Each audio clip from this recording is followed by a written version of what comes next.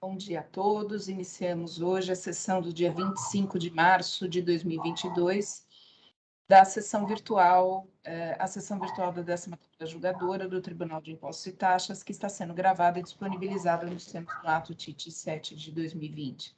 Estão presentes a sessão de julgamento eu, Isabel Mil, presidente, Dr. Rogério Nomura, vice-presidente, Dr. Rubens Neves, Dr. Odilo Sossolotti e doutora Silene Nakato Pereira, representante fiscal. Registro também a presença dos patronos para acompanhamento dos julgamentos e para a realização de sustentação oral, o doutor Vitor Luna Paz e doutor Luiz Paulo Cirne Medeiros.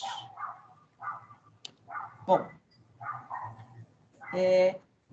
senhores, eu vou propor aqui começarmos pelo processo 4098635, SPBio.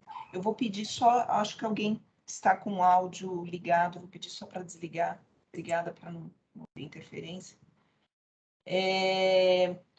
4098635, SPBio Indústria e Comércio, processo de relatoria do Dr. Rogério Nomura, que na sessão passada, não é isso, doutor Rogério? Na sessão passada. Isso mesmo, presidente. O doutor anunciou o voto, com a presença, inclusive, do patrono, representante aqui da autuada, e conhecendo o recurso ordinário e a ele negando o provimento. Bom, eu vou ser bem sucinta, porque, na verdade, eu estou acompanhando integralmente o voto do doutor Nomura. Estou fazendo aqui apenas alguns apontamentos sobre os pagamentos, a declaração de inidoneidade e seus efeitos que retroagem desde que não sejam devidamente comprovadas aqui as operações. Também fala aqui da ausência do Sintegra, mas segue aqui na mesma linha do que o doutor Rogério decidiu. Então, da mesma forma, eu entendo que não foi comprovada a boa-fé e, portanto, eu conheço do recurso ordinário e a ele nego o provimento. Lembrando que aqui é uma acusação de creditamento indevido. Senhores, acho que é quanto basta. O doutor Rogério já havia anunciado o voto da semana passada. Penso que não há necessidade de ler a íntegra do voto, a não ser que o doutor... me fugiu aqui. A não ser que o doutor Vitor faça questão que eu leia o voto. Eu não faço questão, doutora Isabel. Obrigada, doutor. Então, vamos lá. Então, eu posso encerrar debates?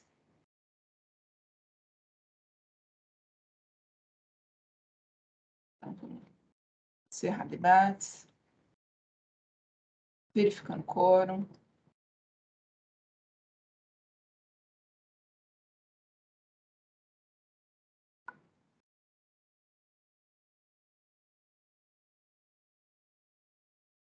Iniciando a votação.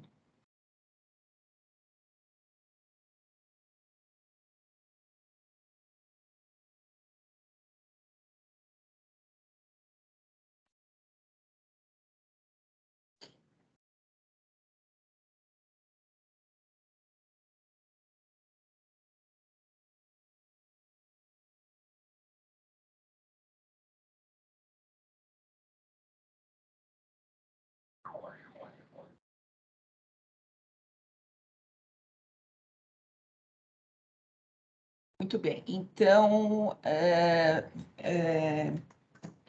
foi vencedor o voto do Dr. Rogério Nomura, do processo 4098635, o recurso ordinário foi conhecido e não provido.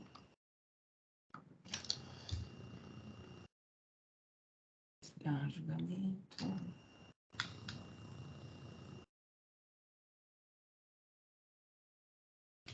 Muito bem, doutor Vitor, esse é o resultado. Obrigado, doutora Isabel. Obrigado, senhores. Uma boa sessão. Obrigada, bom dia para o senhor também. Agora nós vamos para o próximo, que é o processo 4098554 Onilife. É isso, doutor? Onilife Brasil Comércio Produtos Nutricionais, processo de minha relatoria. Falei certo, doutor Luiz Isso, Paulo? Omnilife, doutora Isa. Onilife. Muito bem.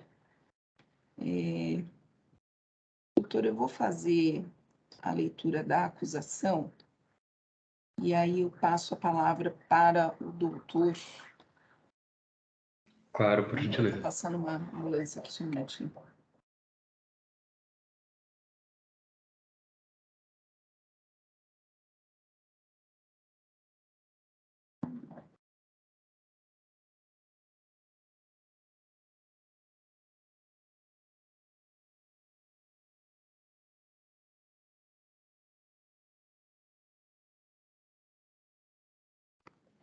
Bom, vamos lá, senhores. Aqui a infração é deixar de pagar o imposto no período de janeiro de 2013 a dezembro de 2014, por emissão de escrituração dos documentos fiscais, com erro na aplicação da alíquota na remessa a não contribuintes localizados em outras unidades da federação.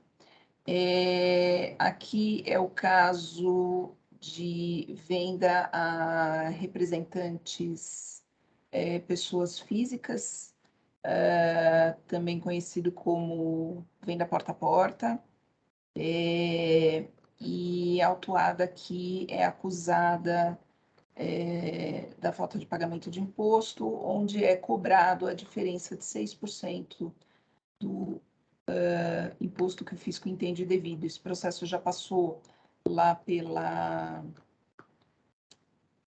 Fugiu agora. Já passou pela primeira Câmara, esse processo saiu em vista com o doutor Maluf, era processo de relatoria do doutor Jandir, saiu em vista com o doutor Maluf, mas em razão aí do encerramento do biênio, esse processo foi redistribuído. Bom, são 17 volumes de arquivos em PDF, é um processo que tem uma série aqui de detalhes, e então eu passo a palavra para o doutor Luiz Paulo para a realização de sustentação oral. Doutor, por favor. Muito obrigado, ilustríssima relatora, demais jogadores aqui presentes. Bom dia. Gostaria primeiramente de agradecer desde já pela oportunidade e atenção aqui dispendidas. Pois bem, como bem detalhado pela relatora, o presente auto de infração aqui pretende impor à Omnilife, hora recorrente, a cobrança de suposta diferença de ICMS, sob a alegação de que suas operações teriam sido destinadas a consumidores finais, não contribuintes do imposto. O que, conforme as provas demonstradas nos autos, essa acusação não condiz com a realidade dos fatos. Vale rememorar aqui que a Omnilife é uma empresa que atua no setor de venda direta, comercializando produtos nutricionais e de bem-estar, não só aqui no Brasil, mas também no mundo, o que pode ser facilmente verificado em seus atos constitutivos, sites e materiais comerciais que foram juntados a esses autos. Inclusive, a Omnilife é associada à Associação Brasileira das Empresas da Venda Direta, aqui no Brasil, a conhecida como ABVD. Assim, ao contrário do que quer fazer crer a fiscalização, as operações aqui em discussão não foram destinadas a consumidores finais não contribuintes do imposto, mas sim a revendedores autônomos, comerciantes, os quais, nos termos da legislação, são contribuintes não inscritos do imposto que integram sua rede de revendas por meio das temáticas de venda direta, à luz do quanto disposto no convênio ICMS 45 de 99, que é o que rege essa modalidade de operação e que foi devidamente incorporada à legislação paulista. A venda direta, vale frisar e rememorar aqui também, é um sistema de comercialização de bens e consumos baseado no contato pessoal entre vendedores e compradores, fora de um estabelecimento físico. Né? Ela depende de uma relação interpessoal. Nesse contexto, as empresas comerciais atacadistas, como é a Omnilife, vendem seus produtos a pessoas físicas, que são equiparadas a comerciantes, que, por sua vez, revendem as mercadorias aos consumidores finais. Vale destacar aqui também que o volume das mercadorias adquiridas por esses revendedores varia muito conforme sua estratégia de negócios, número de pedidos, capacidade econômica, dentre outros fatores comerciais inerentes exclusivamente a esses revendedores, e não ao OmniLife. Essa é a realidade das operações aqui em discussão, das operações da OmniLife, e que deveria ter sido observado pela fiscalização à luz do primado da busca pela verdade material, exaustivamente demonstrada nesses autos por meio dos contratos de distribuição formalizados entre a OmniLife e os revendedores autônomos, as declarações dos revendedores autônomos apresentadas nesses autos, no sentido de que eles adquirem as mercadorias com o intuito de revenda, e inclusive dos documentos fiscais apresentados pela própria fiscalização, onde consta que as operações foram realizadas com o CFOP de venda direta. Portanto, não deveria ter sido outro tratamento tributário adotado pela OmniLife nas operações, isto é, o de venda direta, que está sendo equivocadamente desconsiderado pela fiscalização sem ter apresentado uma prova, um respaldo fático ou jurídico concreto para descaracterizar essas operações. Senhores, não há que se falar aqui em falta de recolhimento de imposto nas operações realizadas pela OmniLife. As provas apresentadas nesses autos não deixam dúvida quanto à real natureza dessas operações. Apesar de ter deixado de formalizar regime especial para as operações de venda direta, conforme disposto na legislação, não se pode ignorar que a verdade dos fatos é que as operações da OmniLife ocorrem sobre essa modalidade da venda direta, e não se tratando de mera venda de mercadoria a consumidores finais, como se quer fazer crer nessa autuação. Não se pode admitir que o fisco desconsidere a real operação do contribuinte em decorrência de uma inobservância de uma obrigação acessória e ainda pretenda impor tratamento tributário mais oneroso do que aquele previsto na legislação. Admitir tal pretensão do fisco seria admitir uma violação aos princípios da busca pela verdade material, da estrita legalidade em matéria tributária e da vedação ao enriquecimento ilícito da administração. Uma afronta aqui ao Estado Democrático de Direito. Tributo não é e jamais poderia ser penalidade, né? A legislação estadual, apesar de prever a necessidade de se formalizar o regime especial para as operações de venda direta, não traz uma penalidade específica para a sua ausência. Tampouco permite a desconsideração da real operação do contribuinte, de modo que não se pode admitir a imposição da cobrança de imposto por esse motivo, como pretende aqui nessa autuação, mas no máximo de uma multa punitiva, devidamente prevista em lei. Diante de todos os fatos e extensivas provas apresentadas ao longo desses autos, resta demonstrado que as operações da OmniLife foram efetivamente destinadas a revendedores autônomos, contribuintes não inscritos do imposto, e não para consumidores finais não contribuintes, de modo que foi adotado o tratamento tributário pertinente a esse tipo de operação, não havendo que se falar em diferença de imposto a ser recolhido. Não houve qualquer prejuízo ao erário em decorrência da ausência de formalização do referido regime especial. Assim, reiteram-se todos os pedidos e fatos apresentados no presente recurso para que seja reconhecida a insubsistência da presente autuação, com a consequente extinção do crédito tributário correspondente. São essas as breves considerações da recorrente. Muito obrigado pela atenção novamente.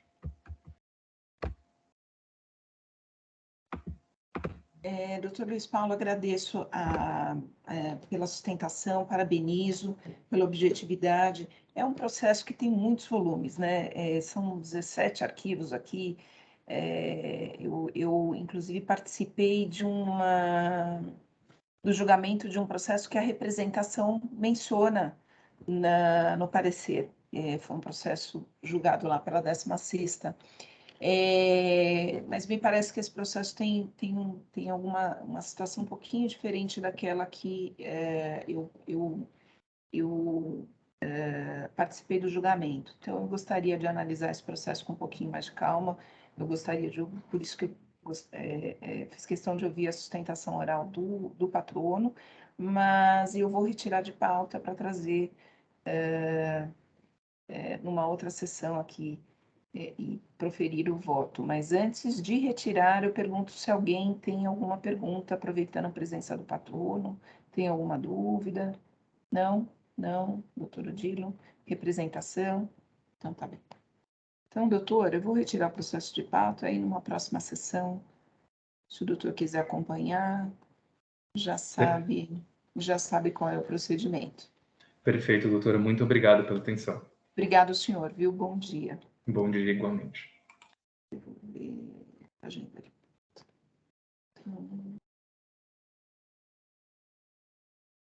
Muito bem.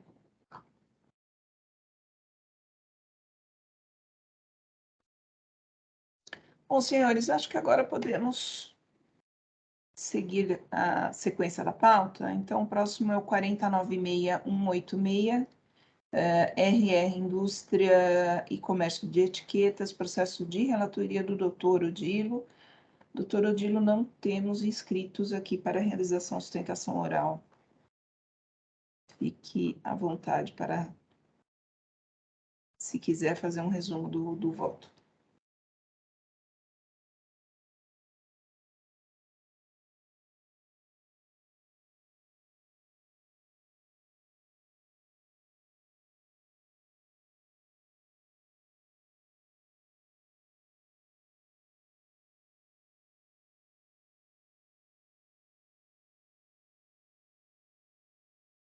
Presidente, estou vendo que existem, eu acho que 2 patronos, eu não sei se eles vão acompanhar o julgamento, se eu não estou enganado, Luiz Paulo e Jaqueline. Doutor Luiz Paulo, não, acho que ele foi o doutor que fez agora a sustentação. Saiu, Luiz Paulo saiu agora. Agora, Acho que a doutora Jaqueline doutora Jaqueline.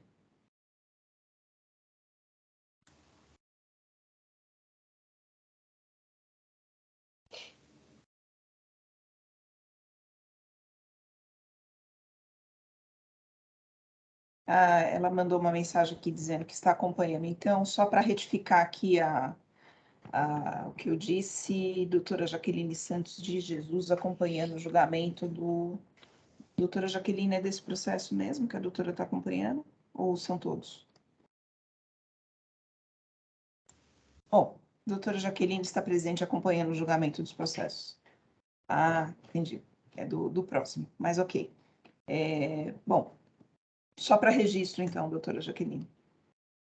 Obrigada, doutor Rogério. nada.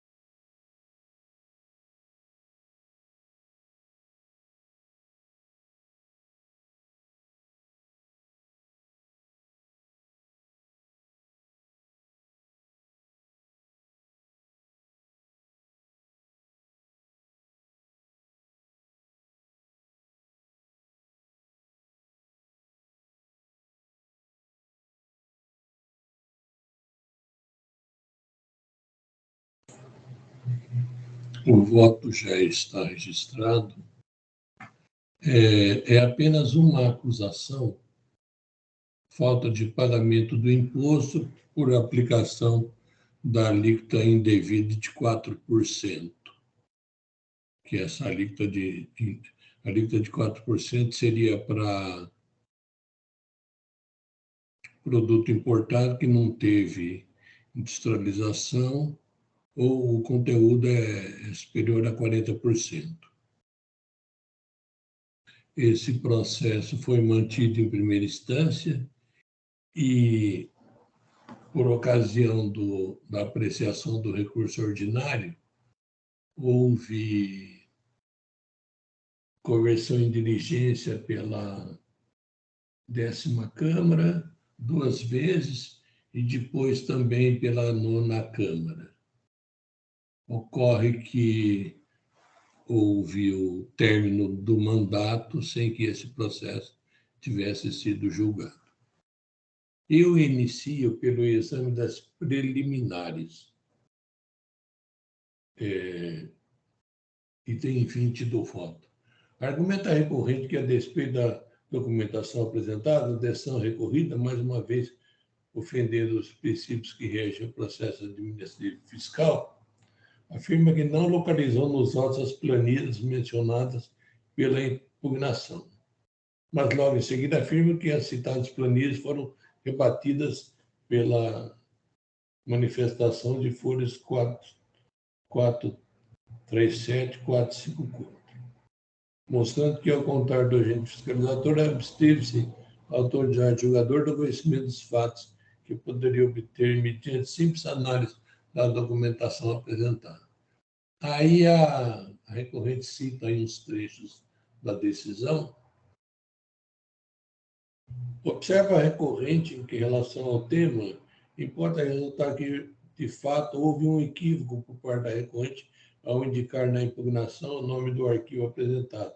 Na verdade, o arquivo Vendas e Revendas é o arquivo em formato XLS, que foi convertido para formato PDF com as folhas 202 e 213. A recorrente também faz umas considerações que tinha nota fiscal que não era para constar e constou, tinha nota fiscal que foi incluída após a lavratura do auto. 20.3. Que no entendimento da recorrente, a autoridade julgadora, ao acolher as citadas razões, visivelmente inovou na motivação do auto de infração para manter a exigência que lhe é objeto, o que é vedado pela legislação, no termo da jurisprudência desse egrégio tribunal. Pelo exposto, sustenta a recorrente que, juntamente com a defesa, apresentou arquivos e planilhas de folhas 203 e 213 para corroborar as suas alegações que não foram devidamente analisadas pela decisão de primeira instância. A esse respeito, destaco do trecho da ação de primeira instância. As folhas 93, o autor afirma que anexou aos atos o arquivo Vendas e Revendas, demonstrando a aplicabilidade da alíquota de 4%, tanto nas operações com mercadoria submetida à industrialização e com conteúdo de importação superior a 40%, quanto nas operações de saída de mercadorias importadas não submetidas à industrialização. Perscrutando os elementos dos autos, nada foi encontrado a respeito. Mesmo que encontrasse tal arquivo, não se refere à matéria versada nos autos, pois, como informa a defesa, o mesmo reporta-se a mercadorias importadas, que não é o caso dos autos. O que aqui se discute refere-se a mercadorias nacionais, conforme se pode constatar através das folhas relacionadas no lançamento, o demonstrativo 1. Sendo assim, deixa de apreciar outros argumentos da defesa, no mesmo sentido. Ademais, tal arguição foi amplamente rebatida pelo agente fiscal. Quer dizer, o julgador faz considerações, né, sem sequer ter examinado, porque ele disse que não achou. Mas ele faz considerações sobre uma coisa que ele não examinou. Do exposto, verifica-se que a decisão de primeira instância não apreciou as provas apresentadas na defesa, constante de folhas 203 e 213, o que, no meu entendimento, configura cerceamento de defesa e, consequentemente, nulidade da decisão. De acordo com o artigo 489, parágrafo 1º, inciso 4º do Código do Processo Civil, não se considera fundamentada qualquer decisão judicial, seja ela interlocutória, sentença ou acordo, que não enfrentar todos os argumentos deduzidos no processo, capaz de, em tese, infirmar a conclusão adotada pelo julgador. Do exame da decisão proferida em primeira instância, verifica-se que não foi devidamente enfrentada a questão dos arquivos e planilhas constantes de folha 203 e 213, limitando-se a dizer que, mesmo que encontrasse tal arquivo, não se refere a Marcelo Avestado nos autos, pois, conforme a defesa, o mesmo reporta a mercadoria importada, o que não é o caso dos autos. Dessa forma, entendo que os argumentos apresentados pela recorrente sede preliminares devem ser acolhidos, de forma que nova decisão seja proferida com a devida avaliação das provas constantes de folhas 203 e 213 e demais argumentos suscitados na defesa. Diante do exposto, conheço do recurso ordinário e aí lhe dou provimento para anular a decisão anterior. É como voto. Doutor Odilo, eu gostaria de fazer umas observações. Vou entrar aqui no processo. A acusação é de falta de pagamento porque ele utilizou uma alíquota incorreta. Ele usou 4%, porque o contribuinte entendeu que era ou importação que eram de operações importadas, mas o CST utilizado foi o 600, que é importação direta sem similar nacional, e CST 000 mercadorias nacionais. Então, essa é a acusação. Então, essa colocação da decisão de primeira instância é o que ele fala no item 34. Não se trata de operações de saída com mercadorias importadas, e sim nacionais. Aí ele menciona os CSTs. Aí no item 35, é aqui que eu quero chamar a atenção, porque o contribuinte fala assim, não, meus CSTs não estão corretos, isso aí realmente é mercadoria importada. Então, tudo bem. Se é mercadoria importada, então ele deveria ter preenchido a ficha do conteúdo de importação. Então, que é o que o julgador fala no item 35. Nas notas fiscais, ele tem que fazer referência a essa ficha de conteúdo de importação, como determina o artigo 8º da Portaria CAT 64 de 2013. Então, o que acontece? Essa afirmação, essa alegação foi trazida pelo contribuinte para dizer, por que eu utilizei a alíquota de 4%? Porque pelas provas, ele não tem direito aos 4%. Então, ele fala assim, não, então, é porque o meu conteúdo de importação é maior do que 40%. Então, para você provar que o seu conteúdo de importação é superior a 40%, você tem que seguir as disposições da Portaria CAT 64 de 2013. Então, essa portaria aqui, eu vou dar uma lida rápida, ela diz tudo que tem que conter essa FCI, que é a ficha de conteúdo de importação. E tem aqui o anexo 1, né, anexo único, que ele dá o modelo do que é essa ficha de compensação, de conteúdo de importação. E aí, para cada importação que ele faz, ele tem que fazer esse controle e tem que mandar esse arquivo digitalmente. Então, essas planilhas, é por isso que, a meu ver, esse processo ele está em looping, porque as diligências vão sendo solicitadas para que se analisem essas planilhas, que em nenhum momento o contribuinte fala que ele seguiu os requisitos da portaria CAT. E é através dessa portaria, através das disposições de como você operacionaliza essa demonstração dos 40%, porque ele tem um monte de informações. Então, ele tem que gerar essa FCI, aqui, descrição da mercadoria, ou bem resultante de processo de industrialização, classificação da NCM, código do bem, unidade de medida. Porque, no caso, essas planilhas aqui, se a gente for ver, é uma planilha no PDF, no Excel, que é assim, aqui, folha 209, 213. Aí ele fala assim, nota fiscal de venda onde o produto fabricado teve a composição matéria-prima importada direta através da nota fiscal tal. São dezenas de notas fiscais. Então, por exemplo, ele importa aço em rolo. Aí ele transforma, na hora de vender, está em quilogramas. Como que vai ser feito isso manualmente? Não é feito manualmente. É porque o contribuinte tem que fazer a FCI. Então, eu entendo que, se o contribuinte vem e fala, não, eu usei os CSTs incorretos, porque eu tinha um conteúdo de importação ali, as mercadorias não são nacionais. E também não é uma questão de ser similar nacional ou não. Ela é importada e ela tem um conteúdo de importação maior que 40%. Sim, então faça prova disso. A prova, ela tem que seguir a portaria CAT. E a portaria CAT dá uma série de requisitos do que tem que ter esse FCI. Não é feito na mão. Isso não é feito na mão. Então, é por isso que a diligência não para de acontecer. Então, eu peço vênia aí ao doutor Odilo, e eu gostaria de pedir vista para externar esse meu ponto de vista. Eu entendo que a acusação está perfeita, o contribuinte tem que trazer os documentos, ele entende que o conteúdo de importação é superior a 40%, mas ele tem que fazer a prova. Então, não dá para trazer uma planilha em Excel e dizer que aquele aço em rolo foi transformado em quilogramas numa série de notas fiscais. Então... Deixa eu só fazer um comentário aqui, deixa eu ver se eu compreendi. Eu acho que o objetivo, Silene, a proposta aqui do doutor Odilo é realmente sanear essa decisão, não é nem adentrar se tem ou não prova, se fez ou não prova, né?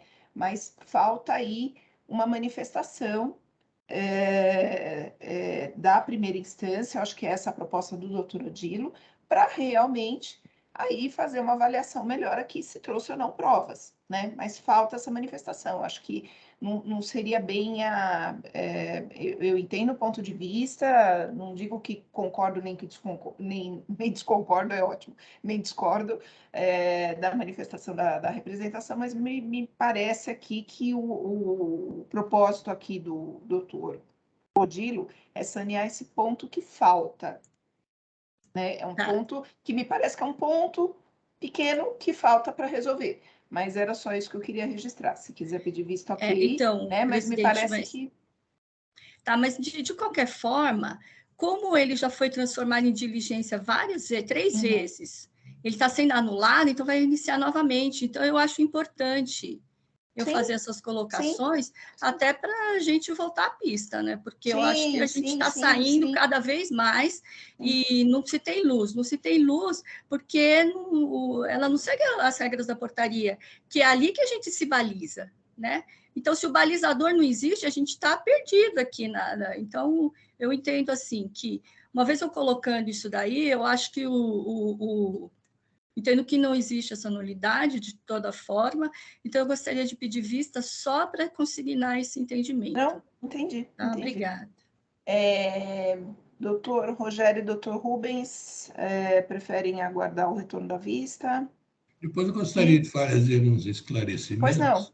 Pois não, doutor. Pelo que a doutora Silene fala, está havendo erro de acusação, porque o que o fiscal viu? Um tal de CST, né? Código de Situação Tributária, não viu o NCM, não viu nada. Se é verdade o que o recorrente diz, houve um erro de CST, né? Mas o CST não é mencionado no artigo 52. O que o artigo 52 menciona para aplicar ao 4% é se a mercadoria é importada. Então, se ele fala e apresenta a planilha e trata-se de mercadoria importada, em que pese não ter mencionado essa ficha de conteúdo de importação, se essa mercadoria é importada, já tem erro de acusação. Então, se a mercadoria é importada e ele demonstrar, ou essa planilha que ele demonstrar que houve o conteúdo de importação superior a 40%, em que pese erro de CST, que parece que o fiscal... Isso já seria adentrar o mérito. Em que pese erro de CST, mas aí seria aplicável os 4%. Pelo que eu observei, 3 diligências foram feitas, pedindo informações, então esse processo não tem condição de ser julgado. Vira e mexe se pede diligência, só que nunca se conclui, né? O mandato se encerrou e ficou. E, para mim, é essencial as decisões da Câmara Superior, se for constatado que tem prova que não foi analisada, o entendimento da Câmara Superior é pelo cancelamento da decisão, inclusive nós. Então, eu acho que é essencial, né, que sejam, independente se tem ou não tem razão, mas que seja apreciado essas provas constantes dos autos. Então, doutor Odilo, Tá. Viu, doutor Odilo? É porque, assim, a acusação ele deu saída interestadual com mercadoria nacional. né? Então, é E por ele isso. diz que não é, né? Então, E aí ele diz que na é defesa, importado. o contribuinte fala, não, eu usei os 4% porque são decorrentes de mercadorias importadas. E aí ele fez a industrialização, pelo que dá para se depreende aqui dos documentos, ele fez a industrialização e mandou para fora. Então, aí nesse caso, ele tem que provar que ela é superior a 40%. Mas ele traz para ele que o julgador se recusa a analisar, e a CST, se o fiscal se baseou simplesmente em CST, eu acho que Não, não é, mas são nas pode ter nossas. havido engano na CST. CST em si, para mim, não se comprova que é mercadoria nacional. Só porque ele colocou uma CST de mercadoria nacional, para mim não se comprova que não é mercadoria importada. Não tenho pedido de vista, doutor.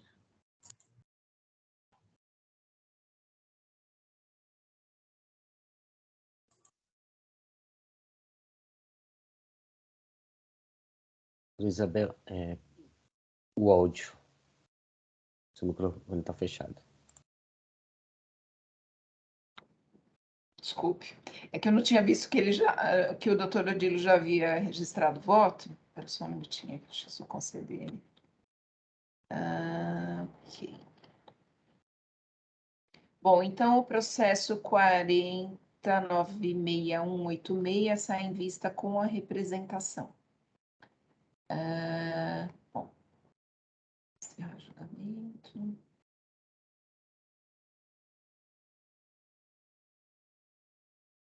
Aqui.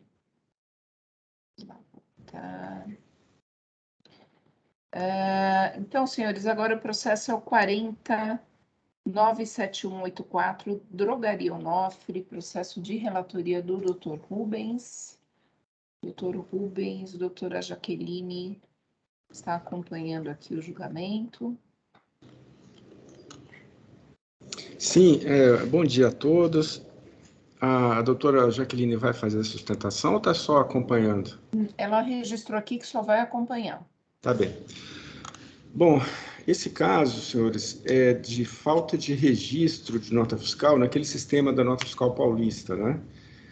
Acho que todos se lembram, quando entrou a nota fiscal paulista, todo mundo pedia nota fiscal, pedia para o CPF, e tinha um sistema feito especificamente para esse tipo de situação, onde o contribuinte conferia se o estabelecimento registrou a nota fiscal que ele havia emitido, né? Para verificar os créditos, enfim, a ideia era que a sociedade fiscalizasse assim, essa atividade dos contribuintes de emissão de nota fiscal.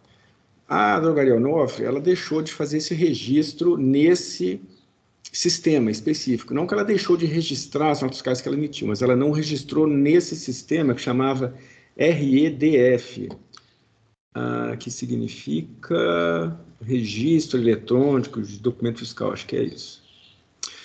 Então, ela percebeu, inclusive, esse erro, entrou com uma ação judicial, com um mandado de segurança, para que lhe fosse assegurado o direito de denúncia espontânea para proceder ao registro eletrônico fora do prazo desses documentos fiscais, nesse registro eletrônico de documento fiscal, RDF. Mas ela não obteve êxito, né? E essa ação judicial, inclusive, gerou essa autuação. Houve assim, queixas de consumidores, é evidente, né, que não viram suas notas fiscais registradas nesse sistema da nota fiscal paulista. Então, assim, a questão de mérito, ela não é controvertida, né? A questão gira mais em torno da multa, tá bom? Então, vou passar aqui ao voto. Então, inicialmente não há qualquer óbice quanto ao conhecimento do recurso ordinário protocolado pelo autuado. Porque a FESP andava questionando, assim, poxa, o recurso é igual à defesa, então não pode ser conhecido, porque não se atendeu ao princípio da dialeticidade, mas, ao meu ver, não tem nada disso previsto no nosso regulamento, né? na lei processual. Então, essa análise de admissibilidade do recurso foi realizada pela autoridade competente, que definiu seu processamento após averiguar a observância a todos os requisitos previstos na Lei 13.457, que rege esse processo administrativo. E não há nenhuma norma que exija o atendimento ao princípio da dialeticidade processual. Desta forma, o autuado poderá, se assim desejar, protocolar seu recurso ordinário contendo o mesmíssimo texto de sua defesa administrativa, pois o que aqui se busca é o duplo grau de jurisdição, sendo que essa Câmara irá analisar naturalmente os argumentos que ele já expôs na defesa, né?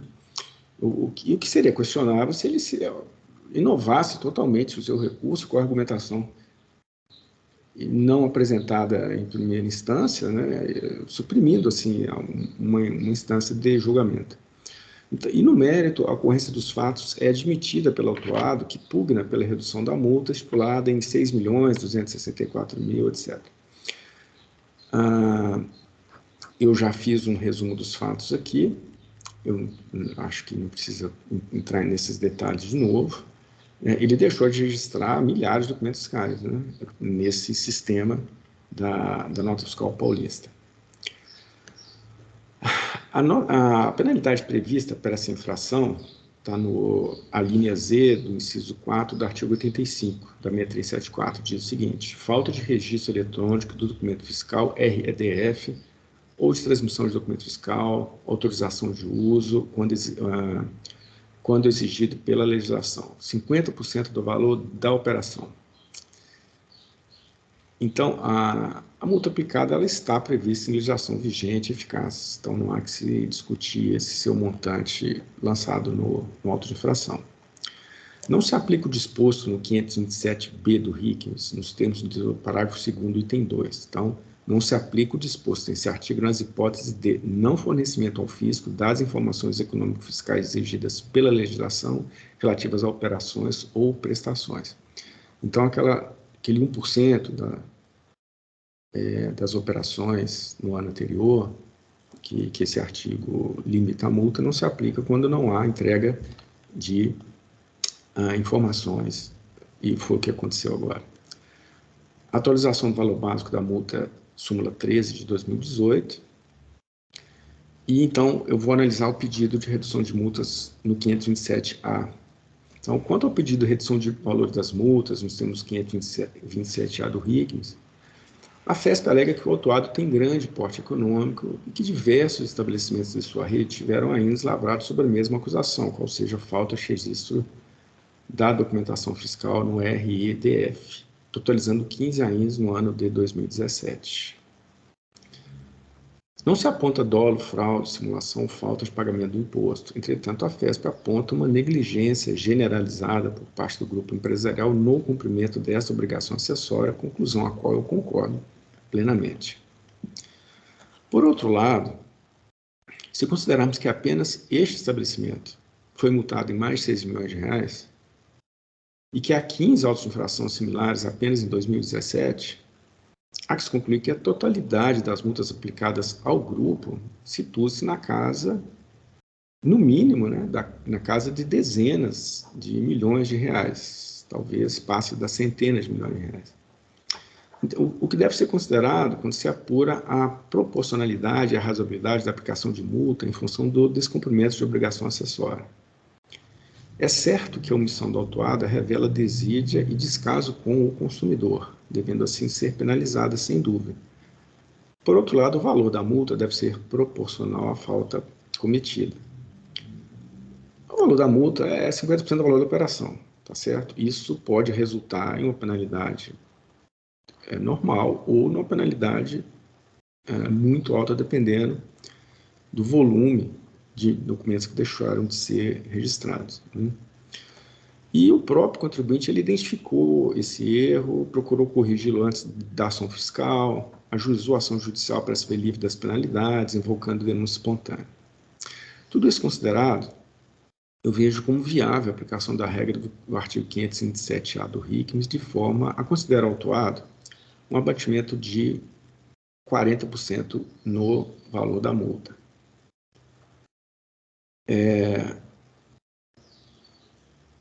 Ah, tá, peraí que eu pulei uma parte aqui que eu tenho que justificar, né? Então, eu entendo que o estabelecimento autuado compõe uma rede de drogarias de grande porte e estou ciente de que houve 15 autos de infração em 2017 lavrados sobre essa mesma acusação fiscal em várias filiais. Sendo tais autos de infração concomitantes, tá, eu entendo que não se caracteriza a reincidência.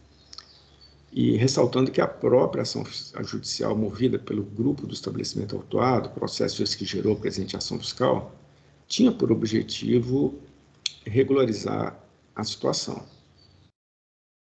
Então, eu proponho a redução, um abatimento de 40% no valor da multa,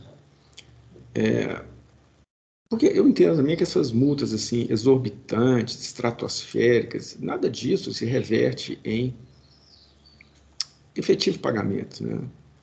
Eu não imagino que ninguém vai pagar 100 milhões de reais de multa porque descumpriu uma obrigação acessória. Então, acho que é interessante até para a Fazenda Pública colocar a multa num patamar que ela seja quitada, ao invés de entrar aí numa ação judicial que vai demorar anos, que no fim vai ser reduzida, né? Então, bom, enfim, é o que eu entendi nessa situação aqui. Não houve dolo, fraude, simulação, não houve falta de pagamento do imposto. Ela tem realmente um grande porte. Essa reincidência, ao meu ver, aqui não ficou caracterizada, porque foi tudo concomitante, né, a lavratura dos autos de infração, e não há notícia que ela continuou fazendo essa infração. E é interessante falar um pouquinho sobre a multa, essa questão da discussão a respeito da multa, e onde o porte econômico e a reincidência não é que impede a aplicação do artigo, né? Eu penso que a própria representação fiscal, até que quando ela propôs até uma súmula nesse sentido, que não chegou a ser votada, era que isso é fator de dosimetria, né? Mas não de impedimento da aplicação do 527A. Você realmente não pode aplicar esse artigo se tiver falta de pagamento do imposto ou se houver dolo, fraude e simulação. E não havendo, existe a permissão para se aplicar esse artigo, considerando o porte econômico e antecedentes fiscais, que é inclusive uma coisa totalmente subjetiva, né? Não se sabe o que é que eu vou olhar no porte econômico, o que é pequeno, médio ou grande, e o que esse tipo de... É uma coisa subjetiva mesmo, não existe assim não está regulamentado se isso é aquilo, se isso acontecer, então tem que fazer isso ou deixar de fazer isso, não existe essa regulamentação, né? Então, eu só indico que eu olhei, estou ciente do porte econômico deles, estou ciente de que houve outros autos de infração lavrados sobre a mesma acusação fiscal e proponho, então, uma redução de 40% no valor da multa, que eu entendo ainda resta um valor assim muito alto de penalização a ser pago e que é perfeitamente, digamos assim, cumpre o papel da multa, né? Vai penalizar ele fortemente pela falta que ele cometeu. Então, o meu voto é nesse sentido, senhores. Eu sei que a doutora Celene tem uma observação a fazer, enquanto isso eu só vou editar o voto aqui, que eu vi um erro ali e eu já estou registrando novamente. Bom, doutor Rubens, parabenizo pelo voto, acho justo e plausível a sua proposta. Gostaria só de fazer duas observações. Logo no início lá do teu voto, acho que faltou ali colocar a numeração das folhas do recurso ordinário. É exatamente isso que eu estou retirando essa parte aqui. E eu queria propor aqui o seguinte: a redução em 40% do valor da multa é uma proposta. Realmente, o valor é um valor considerável da multa, mas eu gostaria aqui de propor uma redução de 50%, para 50% da multa. Não sei se o doutor concordaria, não sei se o doutor Odilo vai concordar, o doutor Rogério acho que... Está impedido. Está impedido. Mas não sei se o doutor o doutor Odilo concordaria, mas eu faria proposta de redução para 50%, que mesmo assim já vai ser uma multa pesada. Ela é violenta, né? Pesada. Então, eu não sei se o doutor Rubens concordaria em reduzir, não para 40, mas sim para 50, né? Aumentar um pouco essa redução. E se o doutor Odilo concordar, porque nós temos que fazer, para que essa redução, essa proposta de redução seja efetiva, aí nós temos que votar em 3, né? Devem ser 3 votos. Eu não sei se o doutor Odilo concordaria, e primeiro se o doutor Rubens vai concordar. Né? Bom, essa redução da multa também ela tem uma característica, né? Assim, para haver redução de multa, tem que ter 3 votos. Uhum. Mas o tamanho da redução de multa segue o padrão normal da votação, né? Sim. Então, assim, por mim não tem problema nenhum se o doutor Odilo... Eu já estou editando o voto, eu posso até mudar aqui de uma vez, porque eu acho que tudo bem, né? 40% ou 50%, ok. É que quando a gente fala, né, em 10% de diferença numa multa desta ordem, é bastante também, né? Então, doutora Isabel, eu gostaria de fazer essa manifestação. Não pode fazer, mas eu só gostaria primeiro de ouvir o doutor Odilo e em seguida eu já passo a palavra para a representação, só para, porque assim, senão o doutor Rubens nem altera, senão o doutor Rubens nem altera. Eu concordo com a proposição da doutora Isabel em redução de 50%. Tá certo. Então, pronto, agora sim, representação, porque senão aí o doutor Odilo não concorda, aí pelo menos a representação já faz a manifestação com... Eu não concordava nem com os 40%, agora com 50%. Tem que trazer outros argumentos aqui, porque é uma decisão perdida, né? Todos os juízes sabem, né, que a redução de multa ela é irreversível para a fazenda, né?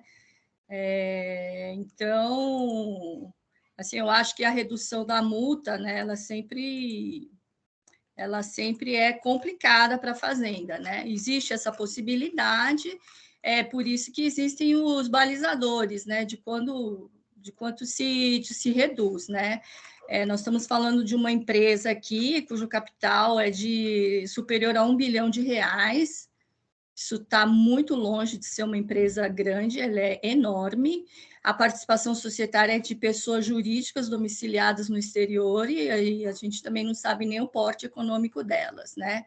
E também do relatório circunstanciado aqui da gestão da nota paulista, que o doutor Rubens já mencionou, que os consumidores não puderam ter o seu direito ao crédito, né, nas compras que fizeram, e também que a julgadora de primeira instância, ela já disse que a decisão de primeiro grau, ela foi proferida em 10 de dezembro de 2012.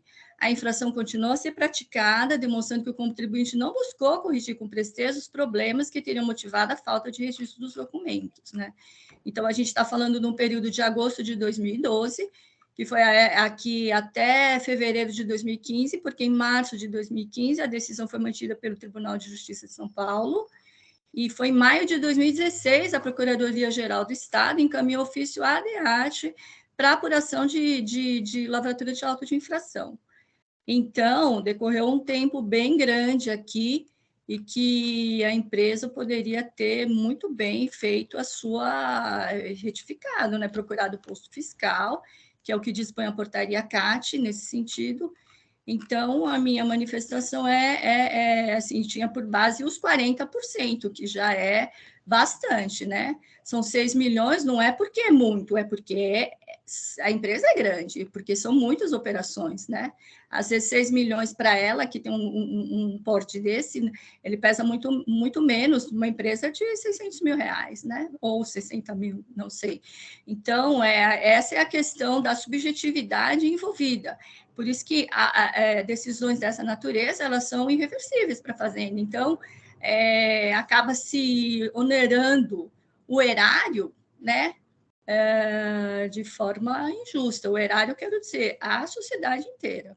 Então, a minha manifestação é nesse sentido.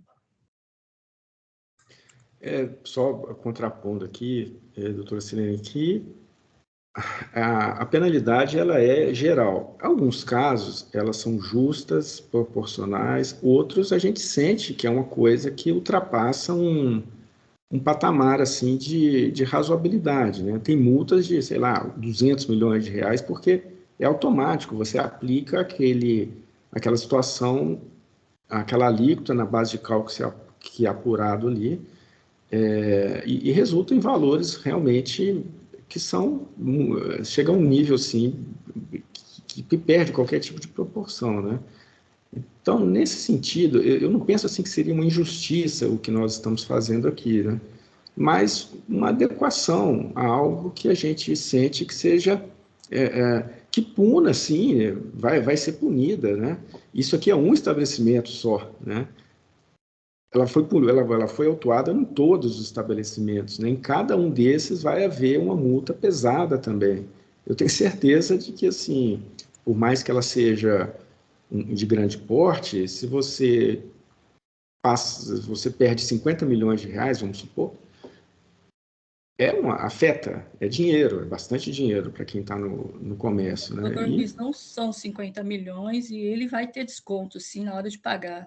Então, Mas até o final, são no processo, sim, muitos autos de infração. até ele sair da Secretaria da Fazenda, ele vai Sim. ter o desconto, sim. Bom, ótimo, que tema, que pague. Então, além dos 50%, ele está indo desconto até o final, a gente sabe disso. Até a inscrição da dívida, ele vai ter desconto. E não sei qual existe é o também percentual, 20%, 30%, mas vai pouco haver um valor já reduzido, é isso. E também existe uma outra situação que não tem nada a ver com o processo assim, em si, com a formalidade do processo, tá? Mas uma coisa subjetiva também, que talvez é muito melhor você ter uma multa paga do que um valor exorbitante que, sabe, daqui a 15 anos não vai ser pago. Sabe, coloca de um jeito razoável, a pessoa paga com desconto, mas paga a multa, né? Talvez seja muito melhor isso do que ficar achando que vai ter 500 milhões de reais, mas não vai, ninguém vai pagar uma coisa assim, né?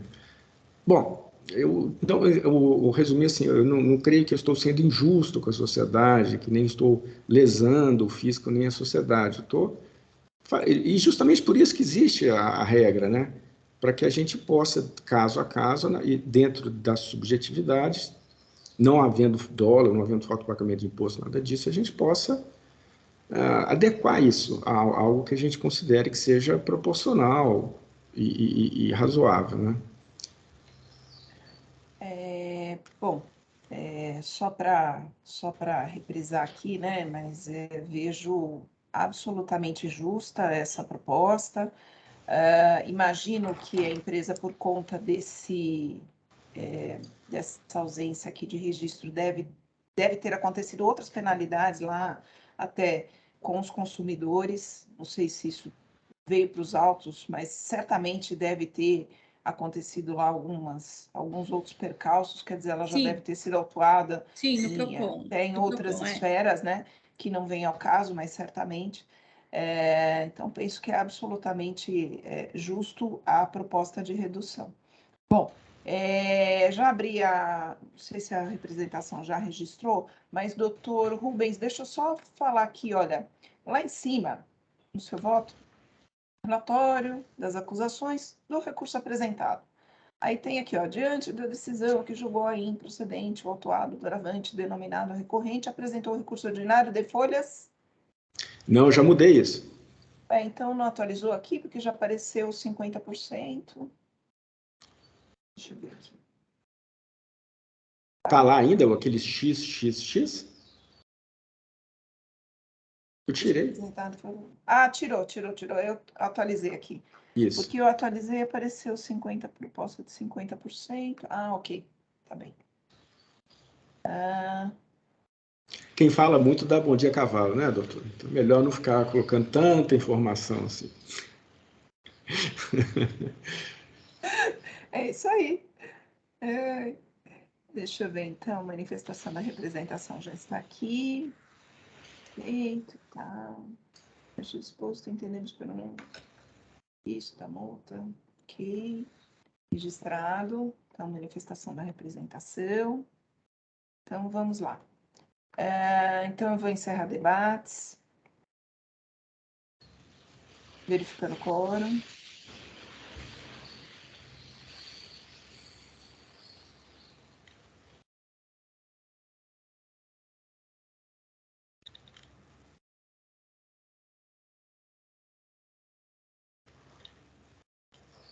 Iniciando a votação.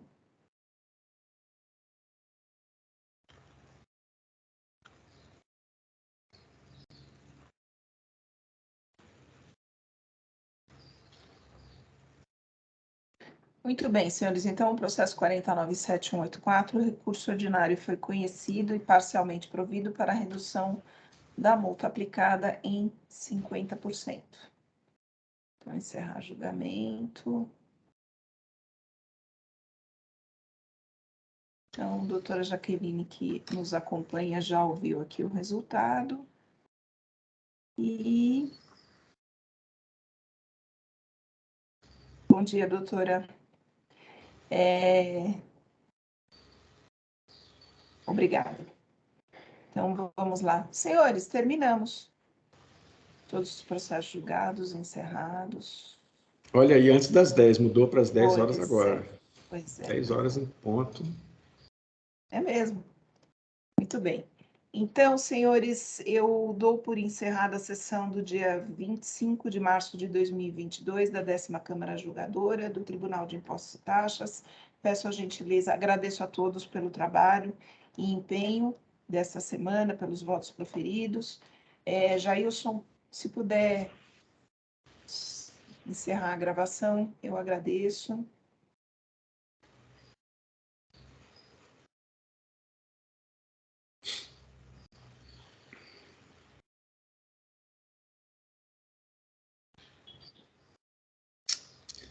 Jailson? Parece que está encerrado já. Acho que não, aqui está... Aquela bolinha vermelha sumiu aqui da tela. Aqui continua. Ué. Encerrou para todos aí? Aqui continua contando. Ué. Para mim também. Para mim também encerrou? Ah, voltou assim a bolinha vermelha lá. Realmente está gravando ainda. Deixa eu pedir para ele aqui, não sei se... Jailson?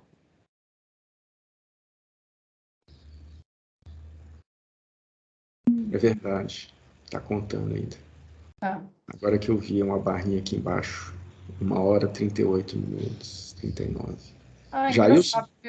O meu pode aqui encerrar. aparece 1h09 minutos. Ah, porque eu acho que você começou a gravar antes, não sei. Aqui aparece 1h09. Jailson?